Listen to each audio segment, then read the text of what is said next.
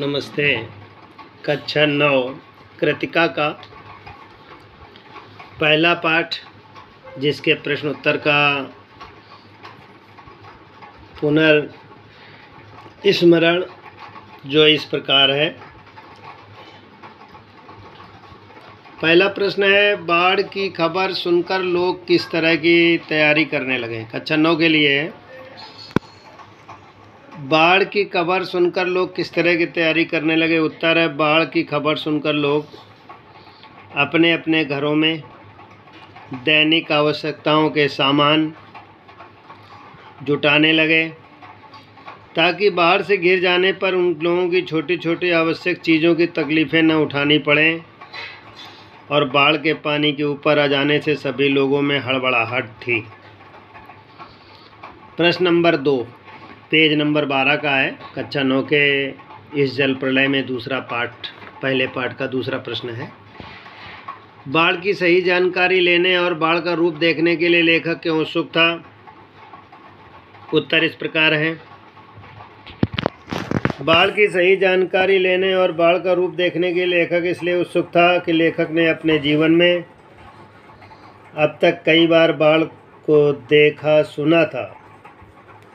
अनेक बार किसी न किसी दल के साथ कई बाढ़ पीड़ित की सहायता भी की थी, परंतु किसी शहर में या क्षेत्र में विशेष रूप से अपने क्षेत्र में पानी को घुसते हुए देखना एक बिल्कुल ही नया लेखक के लिए अनुभव था। चारों तरफ अफवाहों का बाजार गर्म था।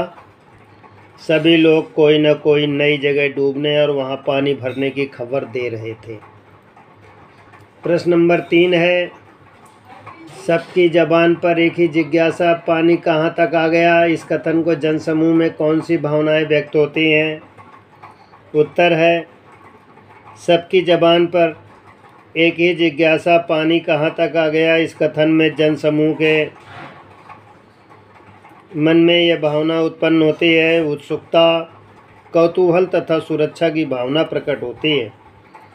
सभी लोग अपनी खुली आंखों से पानी के इस अनुभव को प्राप्त करना चाहते थे। पानी का तेजी से बढ़ना या घटना किसी आकर्षण से कम नहीं होती है। इसी कारण सब लोग बाढ़ के पानी के स्तर को देखने के लिए जिसके पास जो साधन था, मोटरसाइकिल वाला मोटरसाइकिल से, रिक्शा वाला रिक्शा, पैदल वाला पैदल, सब जा रहे थे। प्रश्न नंबर 4, मृत्यु का तरल दूध किसे माना गया है और क्यों। उत्तर है, बाढ़ का पानी रूपी दूध तरल जल के रूप में था। मृत्यु का जीता जागता दूध जो सामने दिखाई दे रहा था। बाढ़ के लगातार बढ़ते जल को मृत्यु का तरल दूध कहा गया था, क्योंकि पल भर में देखते ही देखते ये न जाने कितने घरों को उजाड़ देता है, लोगों को बेघर करके उन्हें मौत की नींद सुला देता है। बाढ़ का पानी आ जाने से काफ़ी हाउस बंद करना पड़ा। अगला प्रश्न है, प्रश्न नंबर 5,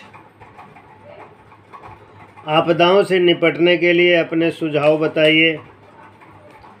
ये तो जो जिस उत्तर इस प्रकार है, जो जिस व्यवस्था में रहता है उस समय उसके मन मस्तिष्क में जो जो याद आता है वो करने के लिए तैयार होता है।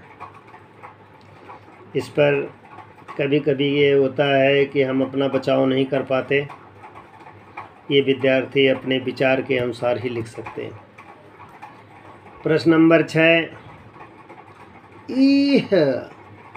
जब दानापुर डूब रहा था तो पटनिया बाबू लोग उलट पलट कर देखने भी नहीं गए। अब बुझो, इस कथन द्वारा लोगों की किस मानसिकता पर चोट की गई है।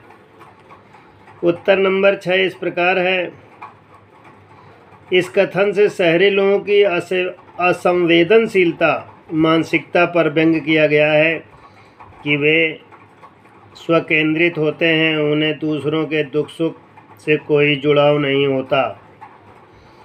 इससे शहर और गांव के लोगों की मानसिकता में अंतर है। गांव के लोग निस्वार्थ प्रेमी होते हैं, शहर के लोग बड़े स्वार्थी होते हैं और वो स्वार्थ में डूबे हुए अपने विचारों से कुछ नहीं कर सकते।